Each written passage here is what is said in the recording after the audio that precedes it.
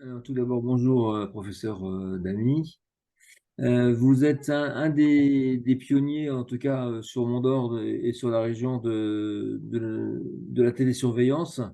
Vous avez mené une opération au titre de l'article 51.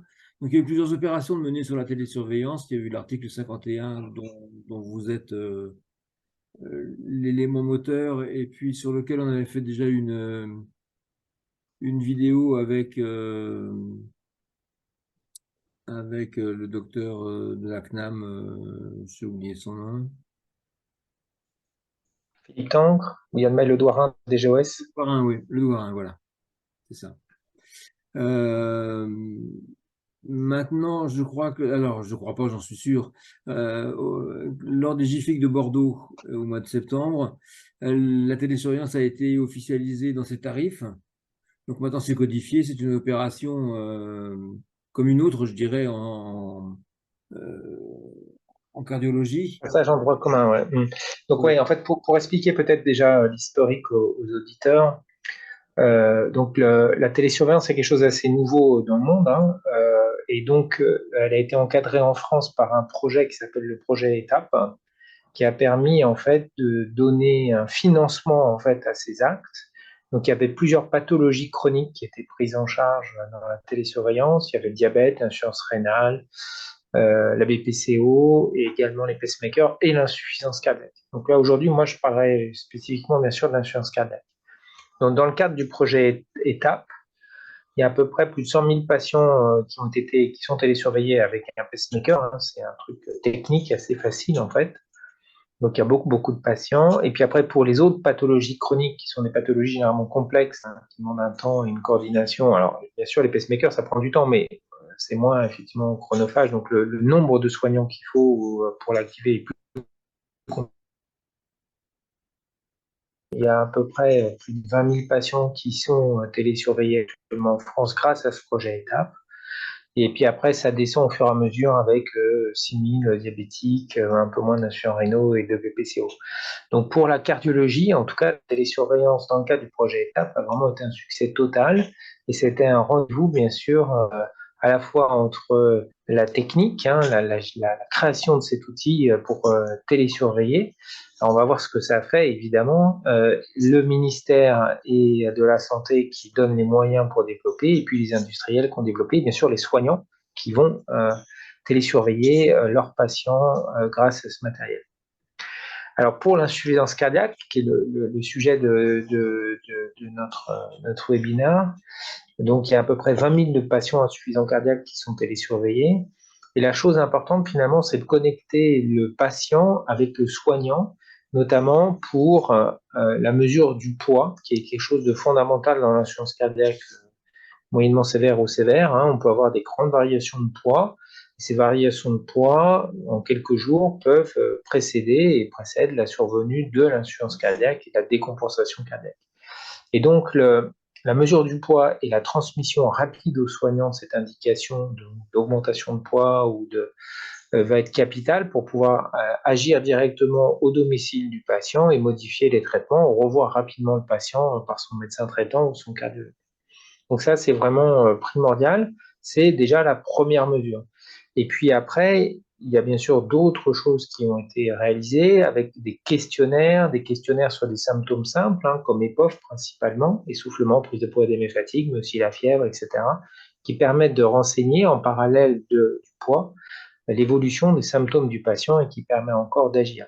Donc le but de la télésurveillance, c'est de prévenir les réhospitalisations. Donc ça ne va pas être de tout faire à distance, hein, juste en parlant de la télésurveillance, mais ça va être de prévenir la décompensation cardiaque en télésurveillant le patient.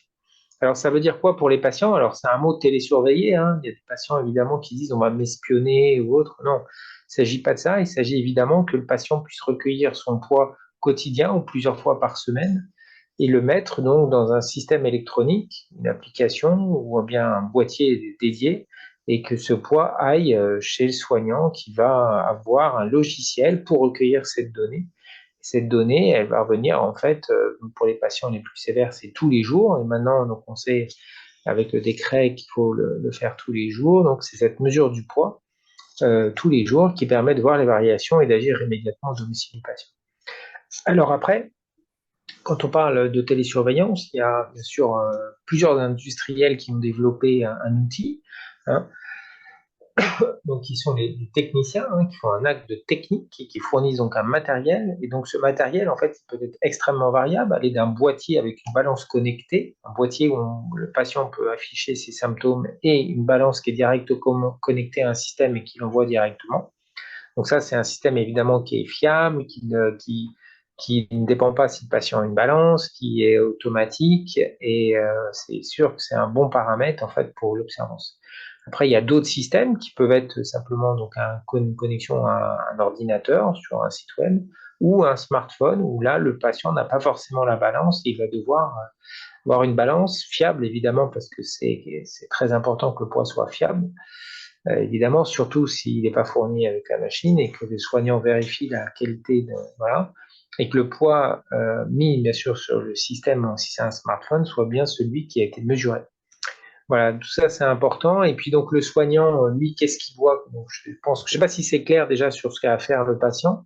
Donc le patient, globalement, il doit se peser, remplir un questionnaire de symptômes, et il peut avoir soit un outil dédié, soit le faire sur son smartphone en fonction des systèmes choisis. Et ce questionnaire, il comporte combien de questions en règle générale? Alors, c'est assez variable en fait d'une technique à l'autre. Il y a au moins 6 questions à peu près. Voilà. L'essoufflement, la prise de poids, les œdèmes, la fatigue, les palpitations éventuelles, les douleurs thoraciques et la fièvre. C'est les éléments principaux. Il y a surtout essoufflement, prise de poids, œdème et fatigue qui sont les grands signes d'alerte de l'insuffisance cardiaque. Prise de poids que de toute façon on va pouvoir objectiver par ailleurs, bien sûr, sur le poids. Bon. Donc ça veut dire que quelqu'un qui n'est pas suivi par le système balance connecté plus tablette peut très bien se suivre tout seul. Ah bah Euh, bien sûr, donc un patient informé, alors j'aime pas le terme éduqué comme voilà, les patients non plus n'aiment pas ça, hein, mais un patient informé qui connaît sa maladie, qui se gère tout seul, n'a pas forcément besoin de ce système. C'est-à-dire s'il le sait, mais voilà, le seul souci c'est s'il y a une alerte, s'il y a quelque chose qui s'aggrave, ça permet d'avoir le lien avec le soignant, que le soignant soit informé et puisse agir en fait. Et donc on sait bien maintenant que dans le parcours de soins, qu'il y a finalement beaucoup de patients qui se retrouvent isolés, sans soignants, à domicile, ou qui sont dépassés par les événements, qui vont pas avoir l'autonomie pour le faire. C'est quelqu'un qui sait le faire, il suffit juste qu'il se pèse. Mais malheureusement, c'est pas tout le temps le cas, et pas souvent le cas hein, dans cette population âgée. Et là, ces systèmes de télésurveillance sont vraiment très importants pour prévenir les hospitalisations et les réhospitalisations et traiter le patient à domicile.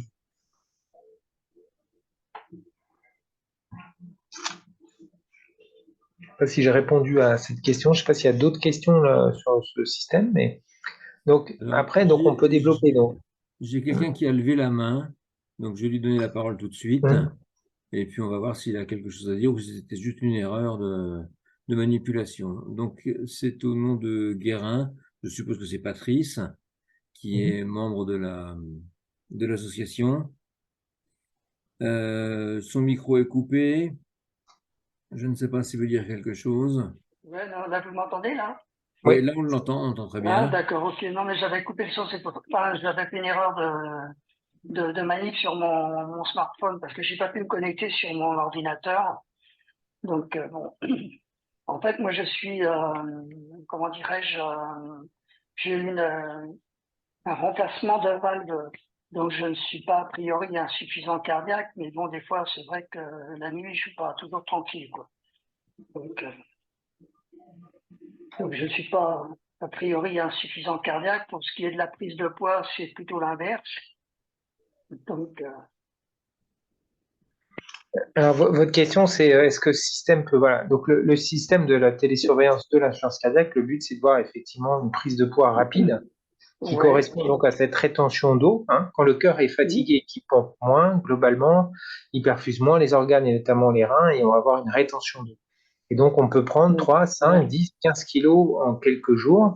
Et c'est là, en fait, c'est ce système de mesure du poids et de surveillance avec les soignants où on peut voir ces variations de poids qui sont souvent associées à des ruptures du régime sans sel ou plutôt à une prise en charge sodée plus importante au cours d'un dîner au restaurant, un dîner de fête, ou voilà, et puis à un moment un petit écart. mais qui peuvent être importants du point de vue des conséquences, et on peut avoir des prises de 3, 4, 5 kilos. Donc quand on prend 3, 4, 5 kilos et qu'on a un insuffisance cardiaque, et ben on déborde, et donc on va avoir plus d'essoufflement, voire même on va avoir du mal à respirer, et donc on est obligé souvent d'hospitaliser les patients pour pouvoir leur donner un traitement diurétique et vider l'eau via les urines, en fait, quand on parle de traitement diurétique. Et en fait, la télésurveillance permet vraiment l'intérêt de la télésurveillance. Donc, il faut pouvoir, donc du côté soignant, hein, comment ça se passe, j'ai abrégé tout à l'heure, mais on voit, on a un logiciel ou des logiciels, hein, suivant l'industriel, où on voit les courbes de poids. Donc, il y a tous les patients qui sont inclus dans le centre par système, hein, comme sur un logiciel, et on peut cliquer sur chaque patient. Les patients, il y a des sortes de pré-alertes qui s'affichent, donc on peut voir quel patient est en alerte, on va voir le poids qui monte chez les patients, avec plus ou moins les symptômes qui généralement s'associent. Et là, on va pouvoir directement agir auprès du patient. Donc, pour la télésurveillance et la gestion des alertes, c'est important qu'il y ait un soignant, bien sûr, qui soit au bout de la ligne. Et c'est ça, évidemment, hein, c'est pas l'outil en soi qui va changer la donne, c'est la réponse qu'on fait à l'outil. Et ça, c'est très important de le comprendre. Et notamment le temps soignant qui va être nécessaire pour non seulement traiter cette alerte au domicile du patient sans l'obliger de revenir à l'hôpital ou en consultation, pouvoir suivre l'amélioration et la perte de poids, ça c'est très important évidemment, sur plusieurs jours. Voilà. Donc en moyenne, pour gérer une alerte et une hospitalisation, il faut 3 à 4 heures de travail pour que ce soit vraiment bien fait. Donc qu'est-ce qui se passe? Vous voyez, c'est compliqué quand évidemment c'est pas un professionnel qui est dédié, parce que les médecins n'ont pas forcément le temps de passer autant de temps, mais quand c'est une infirmière spécialisée en insuffisance cardiaque qui va gérer les alertes. Elle va donc appeler le patient, faire une enquête pour savoir pourquoi le patient est en décompensation cardiaque, hein, quand elle va avoir cette augmentation de poids. Puis elle va pouvoir agir immédiatement en envoyant au pharmacien une ordonnance pour faire les prises de sang, bien sûr au pharmacien, je veux dire une ordonnance pour augmenter le traitement diurétique, hein, pour pouvoir avoir le traitement par la bouche à la maison immédiatement et prévenir en fait la nécessité d'une hospitalisation et d'un traitement diurétique IV. Donc elle envoie l'ordonnance au pharmacien, puis au biologiste, elle va envoyer une ordonnance pour faire une prise de sang et des prises de sang pour surveiller l'absence d'hypocalémie ou d'aggravation de la fonction rénale, et elle va récupérer tout ce bilan. Donc l'infirmière, en fait, peut, grâce à ça, quand elle est spécialisée en insuffisance cardiaque, hein, que ce soit une IPA ou une ISPIC, enfin bref, il y a différents termes, ISPIC IPC ou ISPIC IPA, elle va pouvoir prévenir en fait la décompensation et la traiter au domicile. Voilà.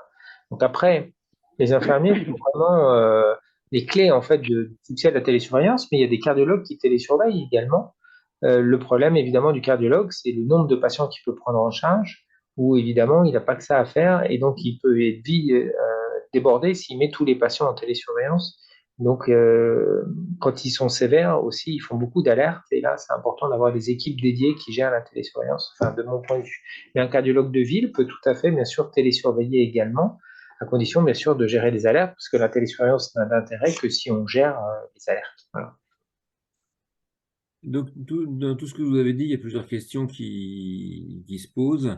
Donc, notamment la prescription de la télésurveillance, elle peut venir de n'importe quel cardiologue, que ce soit un cardiologue de ville ou un cardiologue hospitalier ou... Oui, alors voilà, donc oui, c'est une prescription simple, hein, de télésurveillance, et après, en fait, le professionnel a forcément déjà fait un contrat avec un industriel qui va fournir la technique. Le cardiologue, lui, c'est l'opérateur en quelque sorte, ou l'infirmière dans le cadre d'un projet d'équipe, comme une cellule d'expertise. Et donc, il y a prescription et le système va être mis en place, soit par le cardiologue, soit par l'infirmière, directement au cabinet ou à l'hôpital. Donc, et la balance, souvent maintenant, s'il y a une balance, va être remise au patient, ou bien l'application va être téléchargée, ou bien il y a un boîtier qui va être donné au patient. Les systèmes sont quand même assez fiables, hein, techniquement, et assez simples, parce qu'ils ont été adaptés à la population qui est souvent plus de 80 et quelques années, pour que ça marche. Voilà. Et donc après, le patient a inscrit dans le logiciel, après son consentement, bien sûr, enfin, du RGPD, etc., il va pouvoir être télésuivi comme ça. Ok.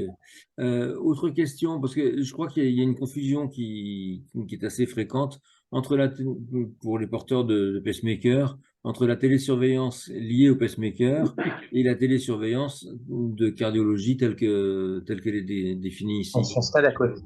Alors oui, c'est effectivement une confusion qui peut exister, puisque la télésurveillance du pacemaker, alors, je ne suis pas un spécialiste de la télésurveillance du pacemaker, hein, mais elle est là en fait pour l'aspect technique, donc ou pacemaker ou défibrillateur.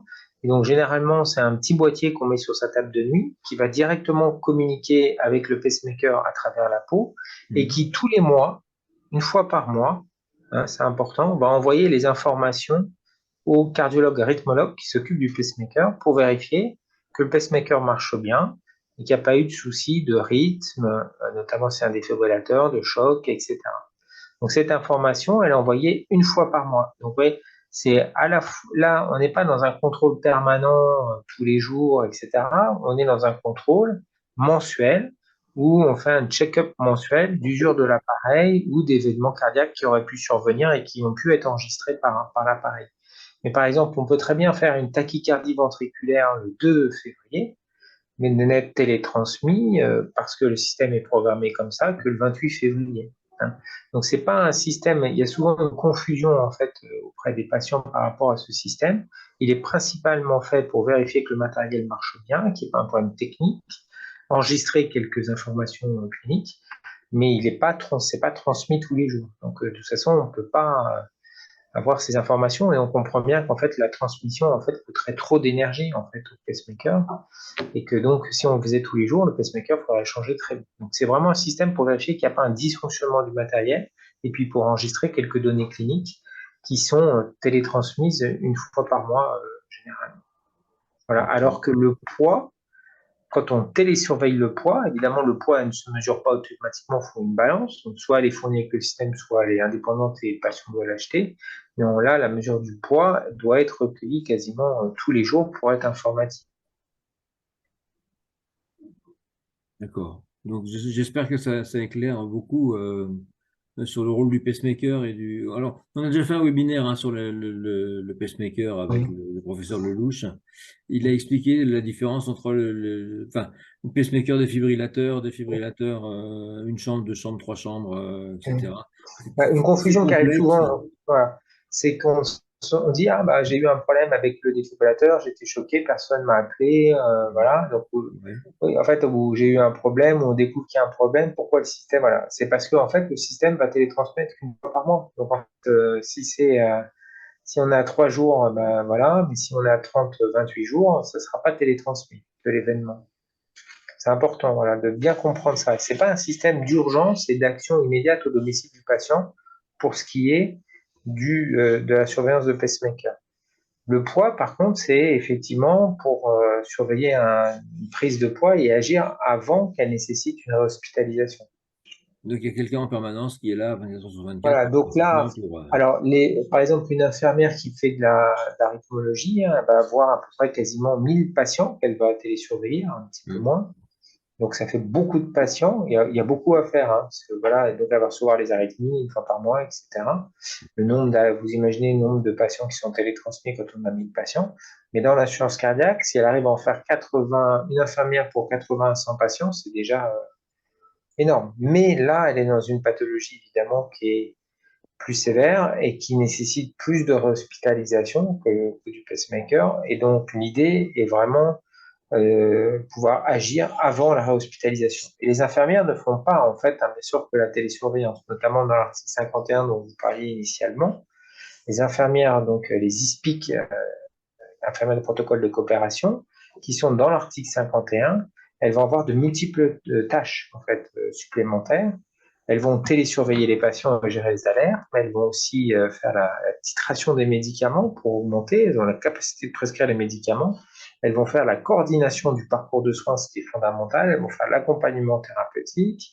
Elles vont faire l'orientation du patient dans les différents spécialistes. Elles vont faire l'évaluation cardio-gériatrique. Enfin, il y a un certain nombre de tâches qu'elles doivent mener dans le cadre de la prise en charge, au-delà de la télésurveillance, qui est juste un aspect.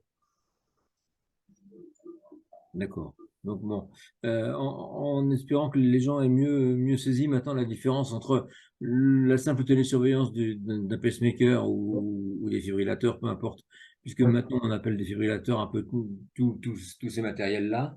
euh, qui sont des données qui sont transmises une fois par mois et qui ne sont en aucun cas une garantie de surveillance quotidienne, quoi.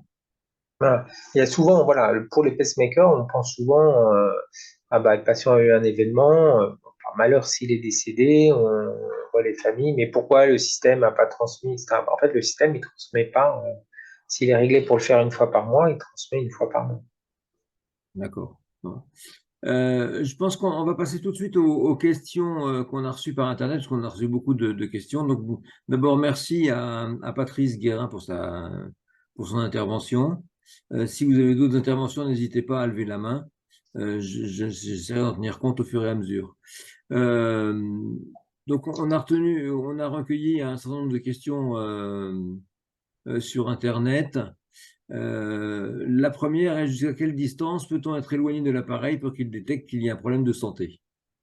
Alors ça, c'est pour les pacemakers, où il faut qu'effectivement le boîtier soit à proximité, notamment la nuit, sur la table de nuit, pour pouvoir télétransmettre les données, hein.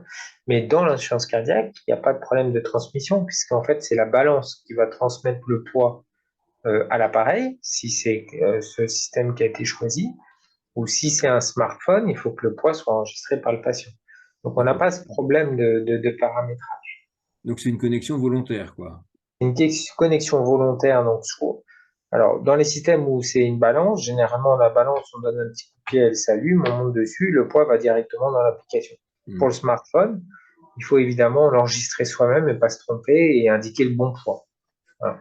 Il est vrai que certains patients ne veulent pas être hospitalisés, donc ils savent que s'ils ne se plaisent pas, l'infirmière appelle, et des fois ils ont tendance à... À Voilà, mentir mais un peu le sur but, leur. voilà, mais le but est vraiment éviter les réhospitalisations, et ça c'est très important d'expliquer aux patients l'importance de la télésurveillance de l'insuffisance cardiaque. L'objectif de cette mesure de poids, c'est d'éviter les réhospitalisations. Donc, si le poids décroche et qu'on ne met pas le bon poids, ben là, on ne peut pas faire grand-chose et on finira par hospitaliser. Alors que en mesurant le poids quotidiennement et en faisant les courbes de variation du poids, on peut agir immédiatement et Alors, éviter l'hospitalisation. en question subsidiaire, à partir de quel moment, de quelle prise de poids on déclenche le système d'intervention de Bon. l'infirmière Alors, chaque industriel a défini un algorithme qui lui est propre, un algorithme d'alerte à partir de quand le patient passe en alerte. Donc, chaque industriel a son propre système, ils ne sont pas équivalents sous la définition d'une alerte. Donc, 2-3 kilos en 2-3 jours, ça peut suffire à déclencher sur tel matériel. Il y en avait d'autres, c'était 4 kilos, maintenant je crois qu'ils ont changé. Mais 2-3 kilos en 2-3 jours suffit à déclencher une alerte et doit nécessiter une intervention humaine, avec notamment un appel pour voir ce qui se passe, et puis une adaptation du traitement si l'alerte est confirmée. D'accord, donc c'est une surveillance d'assez près, quoi, quand même. Ah bah, c'est l'importance dans l'insuffisance cardiaque, c'est qu'on ne peut pas attendre un mois. Si on attend un mois, on l'a démontré dans l'étude ICPS2 du GIC, quoi, les soignants, certains malades, avant d'être hospitalisés, avaient vu leur médecin généraliste dans les 15 jours, mais si on n'agit pas tout de suite, c'est trop tard. Donc en fait, on est dans un cercle non vertueux, hein, où on commence à prendre du poids, et en fait, si on n'a pas le traitement adéquat qui est mis en place, on continue à prendre du poids jusqu'à faire 10-15 kilos. Voilà. Donc, plus on attend, plus c'est difficile de le faire par les médicaments par la bouche et on sera obligé d'hospitaliser les patients pour faire un traitement injectable. Et c'est ce qu'on essaye d'éviter en fait avec la télésurveillance, c'est que ça permet de maintenir les patients en dehors de l'hôpital. D'accord. Parce que prendre du poids, généralement, les variations de poids sont assez communes dans la vie quotidienne. Alors, on peut avoir des variations de 1 à 2 kilos dans la vie Oui, quotidienne, hein, c'est clair, hein, entre le matin, le soir, etc. Après, ce qu'on demande aux patients, c'est d'essayer de standardiser leurs mesures pour être le plus fiable possible. Personnellement, ce que je demande aux patients, c'est de se peser le matin, on se lève, on fait pipi, on va aux toilettes. C'est généralement ce que font la plupart des patients et des patientes. Et donc, c'est de se peser juste après. On a encore un pyjama, on vient de se lever, les affaires ne pèsent pas trop lourd, hein, parce qu'il y a des variations de poids liées à l'alimentation précise du poids et des variations de poids. Mais c'est indéniable, il y a des variations de poids qui ne sont pas négligeables et qui varient en permanence.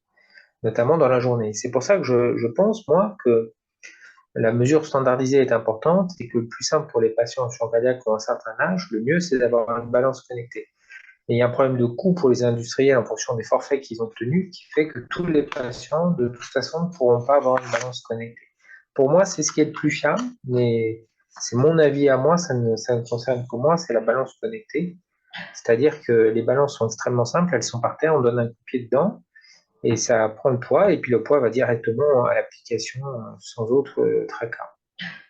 D'accord.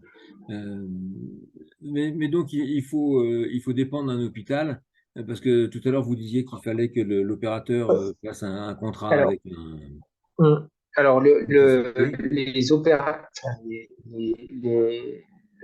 les techniciens ou les industriels, qu'on appelle le forfait technique, peuvent tout à fait faire un contrat avec un cardiologue de ville, hein, il n'y a pas de problème particulier, ou un cardiologue à l'hôpital qui travaille, qui a développé une cellule d'expertise de l'insuffisance cardiaque sévère. La chose qui est toujours importante, c'est la masse critique de temps que cela nécessite, hein, et la télésurveillance, ça nécessite du temps. Donc, quand on commence à télésurveiller des patients, ben, il faut pouvoir, bien sûr, gérer les alertes en direct de façon à éviter les hospitalisations. Donc, si on le fait en ville, c'est pas un souci, mais il faut pouvoir s'organiser en fait pendant ces absences, notamment les vacances, pour que les patients qui sont télésurveillés sachent bien qu'ils sont toujours pris en charge. Et puis après, donc à l'hôpital, c'est souvent plus simple lorsqu'on a des unités insuffisance cardiaque qui ont été créées, parce qu'on va avoir un vivier de patients là qui viennent parce qu'ils ont une insuffisance cardiaque plus grave, et surtout parce qu'on a la possibilité d'avoir des équipes d'infirmières. Mais ces équipes d'infirmières peuvent se voir en ville, à condition qu'on ait un cabinet de groupe, par exemple, hein, mais il y a un problème bien sûr de masse critique, c'est-à-dire qu'il faudra tant de patients pour avoir une infirmière dédiée à l'insuffisance cardiaque, et en dessous, ça ne justifie pas, malheureusement, le financement d'une infirmière à temps plein s'il n'y a pas assez de malades. Donc la réponse est complexe. D'accord. Mais enfin, ça laisse supposer il faut quand même une structure un peu costaud derrière pour pouvoir Ben, gérer correctement voilà, les patients, quoi. voilà. Après, c'est vraiment la motivation du cardiologue, hein, accepter. Donc, tous les cardiologues ne font pas l'insuffisance cardiaque. Tous les cardiologues qui font l'insuffisance cardiaque ne font pas de la télésurveillance parce que c'est très chronophage. Et il faut gérer l'alerte parce que sinon ça sert à rien. Et gérer l'alerte, donc ça prend du temps. Voilà. Donc, quand on a la chance de pouvoir avoir des infirmières spécialisées, donc ces infirmières qu'on appelle infirmières spécialisées en insuffisance cardiaque, elles peuvent être IPA ou IPC, infirmières de protocole de coopération, c'est des infirmières qui sont dédiées à l'insuffisance cardiaque. Et ces infirmières IPC, c'est une formation qui a lieu à la PHP. Il y a à peu près 106 à la fin de l'année 2004, il y aura probablement 140 à peu près, infirmières qui ont été formées et dédiées à l'insuffisance cardiaque avec une gestion à la fois de la titration, de la télésurveillance, de l'examen clinique, des examens biologiques et surtout d'un algorithme de gestion des alertes et de l'augmentation des traitements très très clair et validé scientifiquement par de multiples collègues qui permettent d'avoir vraiment une amélioration du pronostic des patients. D'accord. Euh, si on passe à la question suivante, y a-t-il un historique des données conservé quelque part? Alors, les données sont conservées. Alors, d'abord, tous les systèmes maintenant vont nécessiter une mise en conformité avec les nouvelles règles imposées par l'État français pour ces systèmes. Donc, c'est des règles qui vont être très, très strictes. Et on sait que malheureusement, tous les industriels ne vont pas pouvoir aller avec ce niveau de règles. Donc, il y a double authentification, tout ça, c'est plutôt gênant pour les patients, mais il y a plein de choses pour assurer la sécurité des données. Et puis, le système informatique qui va enregistrer les données. Et donc, on a généralement l'historique et on peut voir toutes les variations de poids, effectivement, du patient depuis qu'il est inscrit sur le système. Donc, les données vont dans un système informatique, que ce soit smartphone ou site web, et puis ça peut être utilisé éventuellement à des fins de recherche, mais dans ce cas, dans ce contexte-là, le patient est informé, il doit signer un consentement. D'accord. Mais l'anonymat est garanti Bien sûr, hein. à quelque niveau que ce soit. D'accord. Donc, la question suivante est un peu en rapport avec celle-là. C'est l'appareil enregistre-t-il des données à longueur de temps ou bien seulement s'il détecte un problème? Alors, là, vous voyez, c'est de la télésurveillance. Donc, dans la télésurveillance de l'assurance cardiaque, ce qui va compter principalement, c'est le poids. Donc, en fait, il ne va pas mesurer le poids en continu, il va mesurer le poids quand le patient l'a décidé, quand il a activé le système et qu'il monte sur la balance ou quand il va le noter dans son smartphone. Donc, c'est le patient qui donne le tempo. Et après, sur les autres critères qu'on a vus, évidemment, là, c'est encore le patient qui va dire j'ai mal, j'ai ceci, j'ai cela. Voilà. Et dans la télésurveillance de l'insuffisance cardiaque, c'est le poids qui est principal et les symptômes. Donc, il y a la donnée de recueil ne se fait pas toutes les minutes ou autres. Hein. Le patient en insuffisance cardiaque ne va pas rester toute sa vie sur la balance, il va monter une fois par jour pour récupérer le poids. Voilà. D'accord. Et est-ce que le cardiologue peut faire sa propre liste de questions ajoutées à la prise de poids, par exemple? Alors, non, parce que c'est pas nécessaire d'une part, parce que en plus, c'est un algorithme et la remontée de l'alerte ou dire qu'il y a une alerte, ça va dépendre à la fois du poids du patient et de sa variation, mais également de la réponse aux questions. Donc, le patient ne peut pas modifier, évidemment, enfin, le soignant ne peut pas modifier le questionnaire. D'accord. Donc, ça reste toujours le même questionnaire pour tout le monde Ouais, et il est toujours fixe. Toujours, ouais, ouais. d'accord. Euh, alors, l'appareil enregistre les données à longueur de temps ou bien seulement s'il détecte un problème. Je crois que ça, on y a déjà répondu. Alors, ouais, l'appareil, en fait, lui, il est pas assez intelligent par rapport aux appareils de pacemaker. L'appareil de pacemaker, il va pouvoir enregistrer un problème, mais pour le poids, il restitue le poids. C'est au soignant, encore une fois, d'agir. Donc, c'est lui, c'est toujours le soignant qui a son métier de soignant et qui intervient ou qui n'intervient pas, Oui, qui je crois que décide. c'est effectivement très important parce que la télésurveillance, c'est qu'un outil, en fait. Voilà. Oui. Donc, sans soignant qui agit derrière, ça ne sert à rien. On peut se peser si le poids va dans un système et que personne ne gère l'alerte, bah, ça sert à rien. On saura qu'il a décompensé, on verra le truc un mois après, il a pris du poids, etc. Donc, le principal, et ça a été démontré par l'équipe de Toulouse au début où on essaie de comprendre la télésurveillance, dans l'étude aux ICAT, on a vu en fait la partie donc, on va dire, qui n'a pas marché dans les ICAT est liée au fait que les alertes n'étaient pas forcément gérées de manière standardisée. Donc maintenant, on a avancé, on sait gérer les alertes. Il y a un protocole de coopération si on veut former des infirmières à ce métier. Et donc, voilà, ça marche, mais à condition qu'on gère l'alerte. Voilà. À condition Et que qu'on agisse rapidement. chacun se plie aux Alors caractéristiques après, de. quand il y a une alerte, on appelle le patient où il est. Hein. Ça il peut être chez lui, il peut être en voyage, au restaurant ou autre. À partir du moment où il est connecté, on récupère le poids et on voit qu'il y a un problème. Et donc, on va faire une enquête hein, quand il y a un problème. C'est le rôle de l'infirmier, notamment, d'aller chercher pourquoi il y a un problème, quel est ce problème, et on en profite pour donner des informations au patient qui ne savait pas qu'il y avait du sel dans ça ou autre, qui n'a pas fait attention, et donc après, il est informé. Il fait bien le lien entre ce qu'il a et sa maladie. D'accord. Et est-ce que, alors, une question qui est intéressante, c'est peut-on, avec les données récoltées au fil du temps, voir si la maladie stagne ou bien si elle évolue? Alors, c'est difficile à dire parce qu'on recueille qu'une chose, c'est le poids et les symptômes. Évidemment, pour évaluer l'insuffisance cardiaque, il faut plus de choses. Il y a les symptômes, c'est très important, mais il y a aussi les biomarqueurs, l'échocardiographie, etc. Donc la télésurveillance permet juste principalement de mesurer les symptômes et de mesurer les variations de poids. Donc on ne peut pas tout avoir non plus avec une télésurveillance, et notamment en continu. Pour pouvoir faire l'échographie de temps en temps, c'est le VO2. D'accord. Et donc, les prises de sang qui peuvent être demandées pour quelqu'un qui a un problème de décompensation en cours ne sont pas enregistrées, servent juste à l'épisode en cours, quoi. Alors normalement oui, et la plupart des systèmes n'enregistrent pas les prises de sang qui sont de toute façon techniquées par le laboratoire. Elles vont dans les logiciels hospitaliers pour des soucis de confidentialité, de toute façon. D'accord. Donc, il y avait une question sur les fins de statistiques ou de recherche. Bon, donc ça a été répondu. Effectivement, les données, à partir du moment où les personnes rentrent dans le système, leurs données sont conservées et peuvent servir en statistique ou en recherche avec leur consentement. qui leur a demandé au moment où c'est fait, C'est mis en place, ouais. a priori. Donc, on peut utiliser les données à visée recherche, mais le patient a dû être informé auparavant et a signé Mm. les documents. Évidemment, ça peut être des données importantes pour comprendre ce qui se passe et éviter leur hospitalisation. Donc, c'est un plus de participer à la recherche et de collecter ces données. Et donc, suivant les systèmes, oui, ils peuvent être utilisés. Je pense que c'est plutôt bien, à condition que le patient soit d'accord et informé.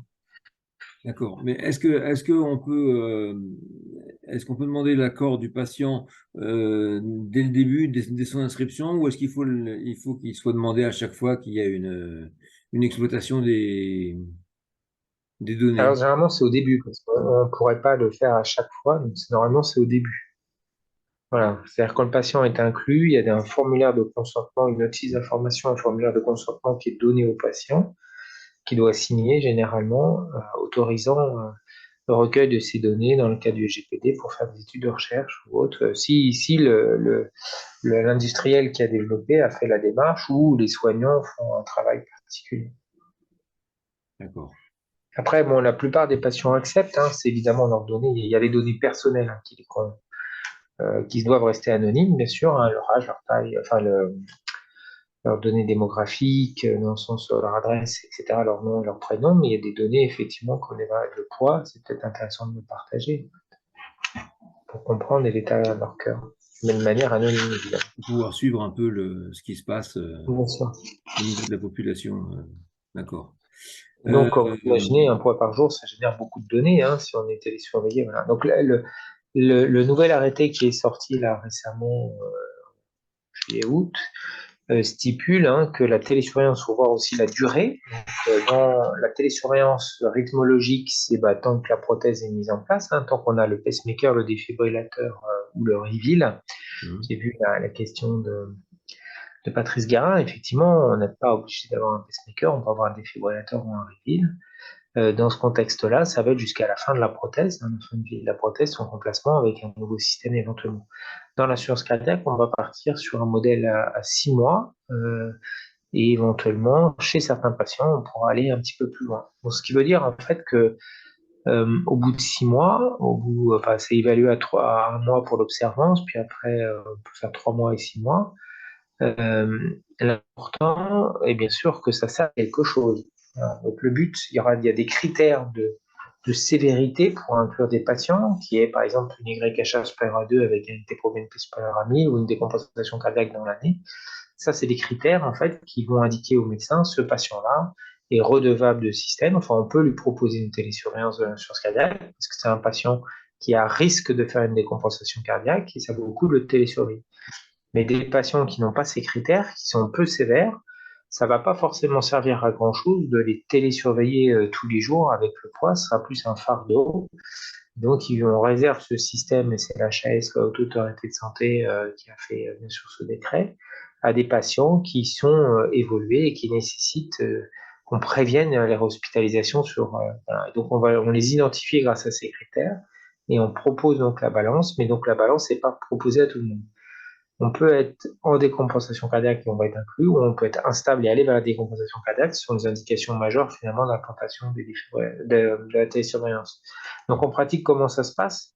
La plupart des patients qui sont inscrits en télésurveillance actuellement le sont au décours d'une décompensation cardiaque. Ils sont hospitalisés éventuellement, hein, c'est la plupart des patients, hein, il n'y a pas que cela bien sûr. Et on va leur proposer de faire de la télésurveillance, on leur fait signer les papiers avec les explications de l'insuffisance cardiaque et on met en place la télésurveillance avec la balance connectée, plus ou moins un questionnaire de symptômes. Voilà.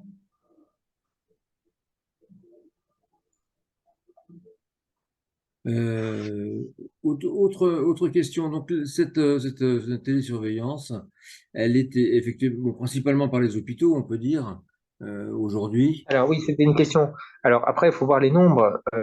C'est sûr, en fait, il y a beaucoup de cardiologues de ville, mais c'est vrai qu'en fait, ils n'ont pas forcément la masse critique de patients insuffisants cardiaques dans chaque cabinet. Ça peut être compliqué de les télésurveiller. Alors, je ne sais pas si la conversation s'est figée.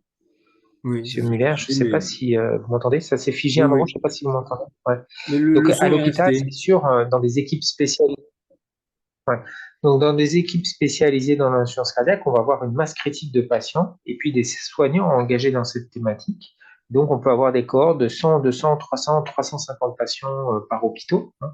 Alors qu'en cabinet de ville, c'est sûr que très vite, les médecins vont être limités par le nombre de patients qui peuvent prendre en charge, d'où l'importance, en fait, de développer ce partenariat cardiologue infirmier aussi, comme ça a été fait à l'hôpital pour initier, hein. Tout ça, c'est des modèles nouveaux, hein. C'est-à-dire que dans les hôpitaux, les infirmières sont généralement dédiées à gérer les lits, et là, c'est plus le cas. Elles vont gérer les unités ambulatoires et des patients au domicile. Donc, c'est un changement de paradigme complet de l'hôpital, mais on voit bien qu'à un moment, il faut une masse critique de patients et que la porte d'entrée dans l'aggravation de la maladie, c'est la première hospitalisation. C'est là où on peut mettre le système et avoir des infirmières qui vont éduquer les patients, les informer, coordonner le parcours de soins, faire la titration des médicaments à la place ou avec le cardiologue. Donc, c'est vraiment un gage, en fait, hein, de meilleure prise en charge des patients lorsqu'ils sont hospitalisés et qu'ils sont sévères. Mais en ville, ça peut tout à fait être fait. Mais le cardiologue de ville, euh, il faut donc, il y a des choses qui sont en train de se mettre en place avec des infirmières qui vont travailler avec les cardiologues de ville, si bien sûr les cardiologues acceptent. Il y a des cabinets de groupe qui vont pouvoir, voyez, avoir la masse critique suffisante de temps pour pouvoir s'enclencher. Mais tous les cardiologues ne veulent pas faire de télésurveillance parce que c'est chronophage, ça prend beaucoup de temps et qui préfèrent s'occuper des patients en consultation que des patients en distance, etc., parce que ça arrive n'importe quand. Et puis qu'il y a un problème médico-légal, bien sûr, pour les vacances et la continuité de la télésurveillance qui peut être difficile à assurer si on est cardiologue tout seul, en fait. Parce qu'on peut pas, quand on part en vacances, que deviennent les patients? Donc c'est compliqué, voilà. Donc il faut avoir des relais, etc. Et donc c'est important pour ça de pouvoir que les cardiologues de ville, et c'est en train de se mettre en place, on appelle ça des équipes spécialisées, les cardiologues de ville vont travailler bientôt avec des infirmières de pratique avancée, hein. C'est un article 51 également qui est porté entre autres par Marc Villasec et le syndicat des cardiologues, pour justement promouvoir en fait la mise en place d'infirmières de pratique avancée pour aider les cardiologues en ville à gérer les facteurs de risque cardiovasculaire, la titration, la télésurveillance et être un partenaire en fait dans les équipes cardiologiques. Parce qu'évidemment, il y a de moins en moins de cardiologues, on sait avec voilà, la population a besoin de plus en plus de soins du fait de son vieillissement, la population française, hein, et que, en fait, la seule issue actuellement, puisqu'on n'a pas pu augmenter le nombre de médecins, c'est d'augmenter le nombre d'infirmières, et notamment celles qui vont travailler dans des équipes spécialisées, finalement, que ce soit en ville ou à l'hôpital. Mais il va y avoir bientôt une sorte d'organisation où les patients les moins sévères qui n'ont pas besoin d'aller à l'hôpital n'iront pas à l'hôpital, seront gérés en ville, et ceux qui vont devoir être hospitalisés et réhospitalisés plus fréquemment seront gérés par les équipes hospitalières avec une sorte d'organisation en fonction de la sévérité des patients. Et avec des patients qui vont pouvoir aller de l'un à l'autre, enfin, ce serait l'idéal, en fonction de la quantité de soins qu'ils nécessitent, évidemment. D'accord. Sauf que le choix du système de télésurveillance est fait par qui? Est fait par Alors, l'opérateur, le choix du l'hôpital système ou est fait par l'opérateur, le médecin, hein, l'équipe soignante, parce que l'équipe soignante va peut-être prendre un ou deux systèmes, mais rarement plus, parce qu'après, il y a un problème de gestion, en fait, de tous ces systèmes différents. Donc, c'est sûr que l'interface et la gestion au quotidien, le patient le fait sur son smartphone ou sur le boîtier ou autre, hein, ou sur la balance connectée. Les soignants ne sont pas bêtes, donc ils essayent de proposer, bien sûr, le système qui correspond mieux au patient. Donc, un patient qui n'est pas fort en numérique, qui a des problèmes, etc., il aura probablement un système avec une balance connectée, un boîtier où il a des réponses à répondre comme sur un iPad à quelques questions où le poids va automatiquement dans le système. Mais un patient jeune qui est habile peut avoir un autre système qui correspond mieux à ses besoins. Voilà. Et donc, par exemple, la balance connectée, c'est bien, mais il faut vivre à la maison. Donc, si on voyage, parce qu'il y a encore des patients qui sont pas là qui peuvent avoir une activité professionnelle et voyager, ça peut être compliqué de se peser avec un système comme ça. Donc, après, il faut trouver une balance quand on voyage, hein, mais ils peuvent aimer et apprécier un système plus léger.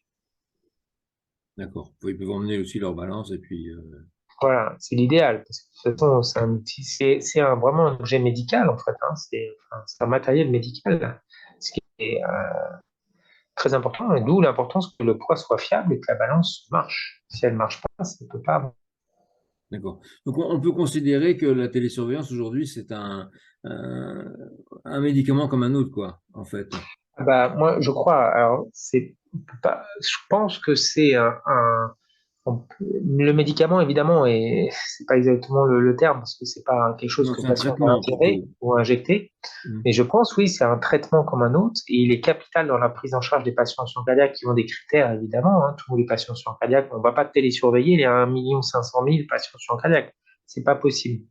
Mais si on surveille ceux qui sont à risque d'être hospitalisés, et nous, on le voit au quotidien dans notre cellule d'expertise de coordination de la science cardiaque avec les 4 infirmiers dont on a à notre disposition, alors on a 4 infirmiers qui gèrent les surveillances. On voit en permanence, en fait, nos infirmiers agir pour empêcher la réhospitalisation des patients avec, comme je vous l'ai expliqué, l'orientation, la coordination et la gestion de la télésurveillance, mais ils vont également titrer le patient. Ça, c'est voilà. Et donc, la télésurveillance, mais encore une fois, l'infirmière spécialisée en sciences cardiaque, c'est une petite partie de son métier, la télésurveillance, parce que c'est aussi avoir une connexion possible avec une équipe soignante. Et les patients vont avoir plein de soucis en rapport avec leur cœur, des problèmes d'ordonnance, des problèmes de résultats biologiques, etc. Et là, il y a enfin un interlocuteur pour gérer. Voilà. Et c'est ce qui est important là, on sort un peu du webinaire de la télésurveillance pure, mais de comprendre en fait que le patient, quand il sort d'hospitalisation, il est souvent un peu perdu. Le médecin généraliste ne sait pas forcément immédiatement quoi faire. Il n'y a pas forcément le dossier ou les compétences, hein, parce que c'est compliqué de gérer l'insuffisance cardiaque, notamment sévère, il faut être honnête, vous le savez, les doses de médicaments, tout ça, la titration, et puis surtout, souvent, il y a un problème aussi de nombre de consultations qu'il faut pour optimiser le traitement de fond et réaliser ces consultations de titration. Donc en moyenne, il faut 4 à 5 consultations pour pouvoir augmenter les médicaments tous les 15 jours. Donc, je ne sais pas en France, hein, mais on sait, on a les données, on a eu justement au GFIC4 le docteur Philippe Tang de l'assurance maladie qui nous a montré les chiffres. Et la plupart des patients en insuffisance cardiaque, cardiologues, ne voient que par an. Donc c'est compliqué d'augmenter les traitements. Il faut les augmenter le plus précocement possible à la sortie d'hospitalisation et ça nécessite 4 à 5 consultations avec des espaces de 15 jours. Donc, c'est très compliqué, voilà. Et donc, c'est important justement que les infirmiers dans les équipes, voilà, ou bien avec le cardiologue de ville, puissent réaliser cela. Ça sonne de partout chez moi, je ne sais pas ce qui se passe. Oui, c'est chez moi. Ah, c'est toi qui sonne, c'est ton téléphone. Pardon.